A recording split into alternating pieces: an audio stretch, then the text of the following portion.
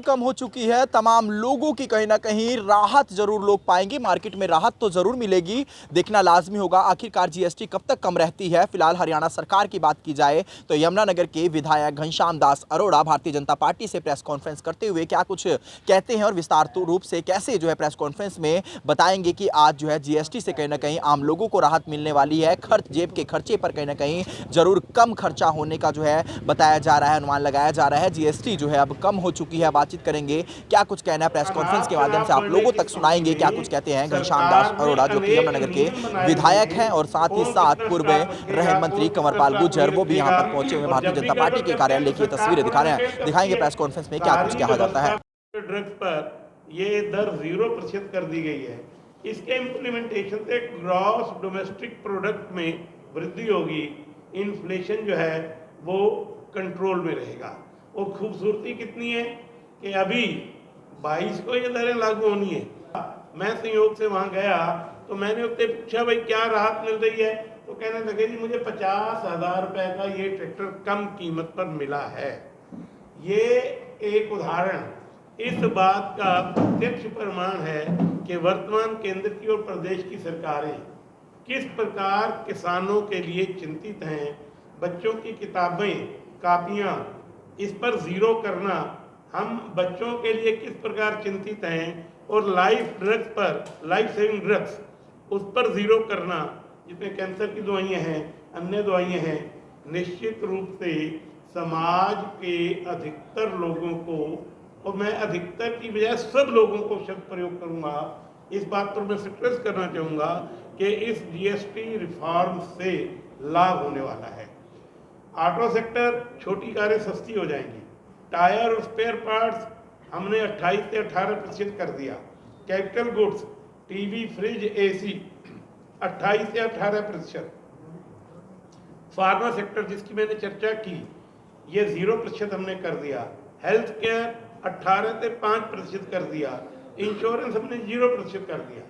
जो हम प्रीमियम देते हैं उस पर पहले प्रीमियम पर 4.5% और दूसरे प्रीमियम पर या उससे आगे आने वाले प्रीमियम पर 2.5% जीएसटी लगता था, उसको हमने शून्य कर दिया। इसी तरह ट्रैक्टर, टायर्स, पेस्टिसाइड्स, ये हमने 5% पर ले आए हैं। घरेलू सामान 18 से 5% कर दिया है। और निश्चित रूप से एक बहुत बड़ा क्रांतिकारी परिवर्तन वर्तमान केंद्रीय सरकार ने किया है।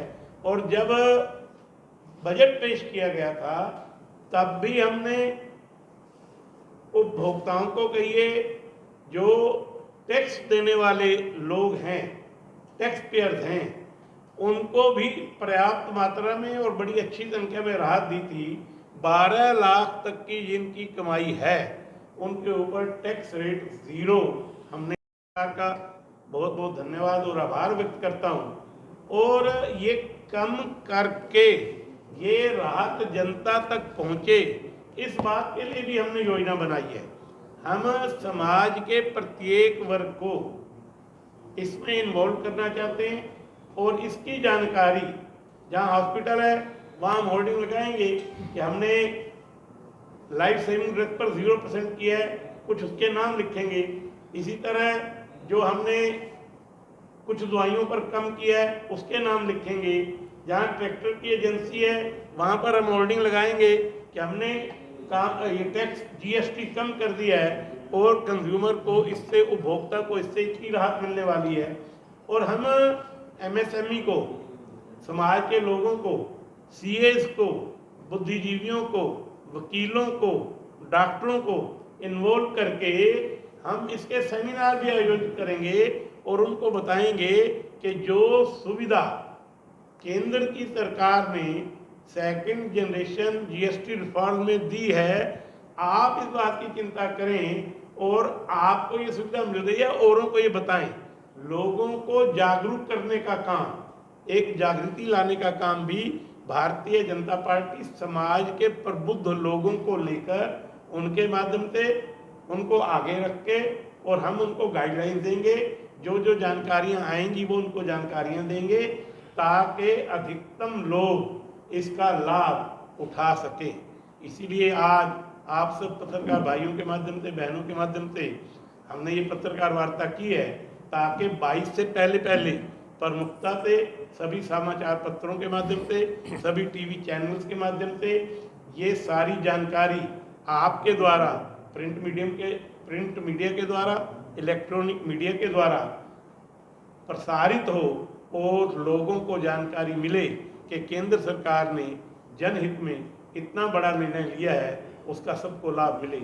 इसी निवेदन के साथ मैंने अपनी इतनी बात आपके सामने संबोधन में बड़ा स्पष्ट किया कि जो रेट पैकेट पर जीएसटी की दर पुरानी पे बनता है और नई के बाद कितना बनेगा, रिटेल प्राइस में कितनी कमी आई है, उस पर वो अंकित होगा और उससे ज़्यादा कोई बेच नहीं सकता। हम सब इस वास्तविकता से भली भांति परिचित हैं कि रिटेल प्राइस से ज़्यादा अगर कोई बेचेगा तो वो एक ऑफेंस है और उसके खिलाफ कार्रवाई की जाए।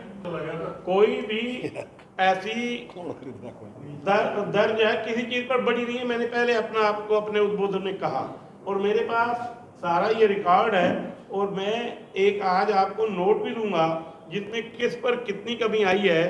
हमारे ये सभी कार्यकर्ताओं ने मिलकर बड़ी मेहनत से, जो ज़िले के टीम बनी है उन्होंने, जो जिलाध्यक्ष जी हैं, पूर्व मंत्री जी हैं और ज़िला के पदाधिकारी हैं, इसके ऊपर काफ़ी मेहनत से और केंद्र सरकार समय समय पर हमें वो बिंदु, टॉकिंग पॉइंट्स उपलब्ध करवा के हमारे ज्ञान में बढ़ोतरी कर रही है ताकि हम समाज के प्रत्येक व्यक्ति को वो ज्ञान दे सकें। और हम वो जानकारी देने के लिए, ज्ञान शब्द की बजाय अगर जानकारी शब्द कहा जाए तो ज़्यादा सही रहेगा, वो देने के लिए हम कार्यक्रम करेंगे और अपने पार्टी के कार्यकर्ताओं के माध्यम से, समाज के प्रबुद्ध लोगों के माध्यम से, बुद्धिजीवियों के माध्यम से समाज के प्रत्येक व्यक्ति तक संपर्क करके उनको ये जानकारी देकर, ताकि जीएसटी रिफॉर्म्स जो हैं उसका लाभ उपभोक्ता तक पहुंचे। सरकार की ये चिंता है और हम एक कड़ी के रूप में काम करते हुए सरकार की चिंता को चिंता मुक्त करेंगे। तो बढ़ोतरी कहते हैं, इससे इन्फ्लेशन कंट्रोल होगा और एक स्वाभाविक और नियमित प्रक्रिया है कि कुछ ना कुछ रेट हर साल बढ़ते हैं, वो रेट भी ना बढ़े, इस बात की भी चिंता की है। यदि एक अध्यापक या एक कर्मचारी चाहता है मेरी सैलरी बढ़े, यदि किसान चाहता है कि मेरी फसल का उत्पाद का मूल्य बढ़े, यदि बाकी लोग चाहते हैं कि हमारा लाभ बढ़े, तो एक मूल्य बढ़ना ये केवल भारतवर्ष में नहीं है, ये सारे विश्व में बढ़ने की प्रक्रिया चलती रहती है।